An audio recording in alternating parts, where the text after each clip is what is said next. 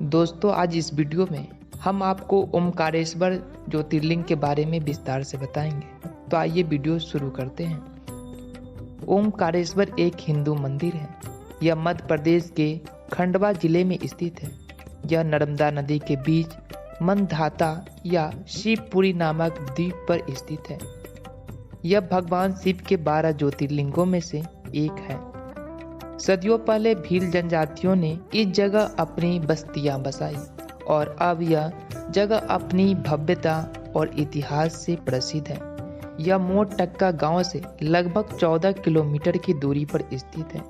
यह द्वीप हिंदू पवित्र चिन्ह ओम के आकार में बना है। यहाँ 2 मंदिर स्थित हैं।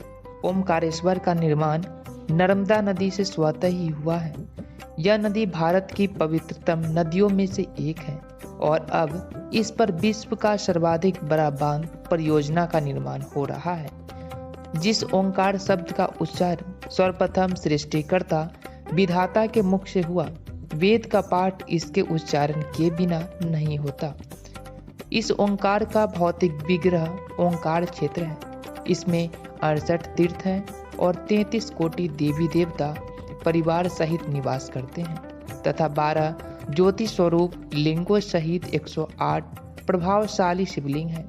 मध्य प्रदेश में देश के प्रसिद्ध 12 ज्योतिर्लिंगों में से 2 ज्योतिर्लिंग विराजमान हैं।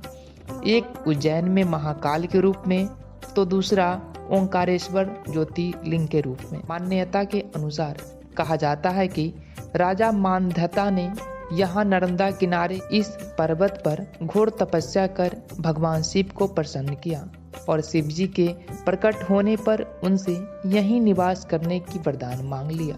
तभी से उक्त प्रसिद्ध तीर्थ नगरी ओंकार मानधाता के रूप में पुकारी जाने लगी। कहा जाता है कि नर्मदा क्षेत्र में ओंकारेश्वर सर्वप्रथम तीर्थ है। शास्त्रों के अनुसार कोई भी तीर्थ यात्री देश के भले ही सारे तीर्थ कर ले, किंतु जब तक वह ओंकारेश्वर आकर किए गए तीर्थों का जल लाकर यहाँ नहीं चढ़ाता, उसके सारे तीर्थ अधूरे माने जाते हैं। ओंकारेश्वर तीर्थ के साथ नर्मदा जी का भी विशेष महत्व है। कहा जाता है जमुना जी में 15 दिन का स्नान तथा गंगा जी में 7 दिन का स्नान जो फल प्रदान होता है, उतना पुण्य फल नर्मदा जी के दर्शन मात्र से ही प्राप्त हो जाता है। ओंकारेश्वर तीर्थ क्षेत्र में 24 अवतार हुआ था। नर्मदा किनारे एक बस्ती है जिसे विष्णुपुरी कहा जाता है। यहाँ नर्मदा जी का पक्का घाट है। सेतु द्वारा नर्मदा जी को पार करके यात्री मानधाता द्वीप पर पहुँचता है। उस ओर भी पक्का घाट है। यहाँ घाट के पास नर्मदा जी में कोटि तीर्थ या चक्र तीर्थ माना जाता है। यहीं स्नान करके यात्री सीढ़ियों से ऊपर चलकर ओंकारेश्वर मंदिर में दर्शन करने जाते हैं। मंदिर के अहाते में पंचमुखी गणेश जी की मूर्ति है। प्रथम तल पर ओंकारेश्वर लिंग विराजमान है। श्री ओंकारेश्वर की लिंग अनगढ़ है। यह लिंग मंदिर के शिखर के नीचे न होकर एक ओर हटकर है। लिंग के चारों ओर जल भरा रहता है। मंदिर का द्वार छोटा है। ऐसा लगता है कि जैसे गुफा में जा रहे हैं। पास में ही पार्वती जी की मूर्ति है। ओंकारेश्वर मंदिर से सीढ़ियां चढ़कर दूसरी मंजिल पर जाने पर महाकालेश्वर लिंग के दर्शन होते हैं। यह लिंग शिखर के नीचे है। तीसरी मंदिर पर सिद्धनाथ लिंग है। यह भी शिखर के नीचे है। चौथी मंजिल पर गुप्तेश्वर लिंग है। 5वीं मंजिल पर ध्वजेश्वर लिंग है। ओंकारेश्वर लिंग किसी मनुष्य के द्वारा गढ़ा, तराशा या बनाया हुआ नहीं है, बल्कि यह प्राकृतिक शिवलिंग है। इसके चारों ओर हमेशा जल भरा रहता है। प्रायः किसी मंदिर में लिंग की स्थापना गर्भगृह के माध्यम से की जाती है और उसके ठीक ऊपर शिखर होते हैं, किंतु यहाँ ओंकारेश्वर लिंग मंदिर के गुंबद के नीचे है। इसकी एक विशेषता यह भी है कि मंदिर के ऊपर शिखर पर भगवान महाकालेश्वर की मूर्ति लगी है।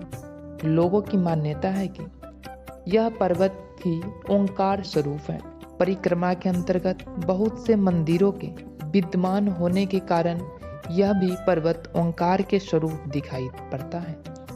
ओमकारेश्वर के मंदिर ओम आकार के बने चंद्र की स्थानीय ओम इसमें बने हुए चंद्र बिंदु का जो स्थान है वही स्थान ओंकार पर्वत पर बने ओमकारेश्वर मंदिर का है। मालूम पड़ता है कि इस मंदिर में शिव जी के पास ही मां पार्वती की भी मूर्ति स्थापित है। यहाँ पर भगवान परमेश्वर महादेव को चने की दाल चढ़ाने की परंपरा है। तो दोस्तों, आज इस वीडियो में हमने आपको ओंकारेश्वर ज्योतिर्लिंग के बारे में विस्तार से बताया।